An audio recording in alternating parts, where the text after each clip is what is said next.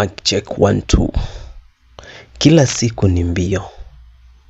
Alamu inapiga, lakini moyo tayari ushachoka kabla hata jua halijatoka.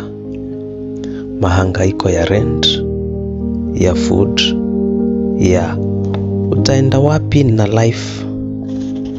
Unaamka na pressure, unalala na overthinking. Katikati ya usiku unacheka na watu, lakini ndani kuna ukimya unalia. Simu iko full charge, lakini wewe uko low battery. Una scroll maisha ya wengine, unajiuliza, mimi nilichelewa wapi? Kila mtu anaonekana ako ahead na wewe bado uko loading. Lakini leo nikukumbushe kitu. Sio kila delay ni denial.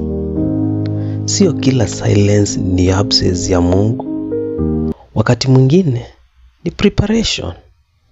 Mahangaiko hayatakoma leo, lakini unaweza kubadilisha jinsi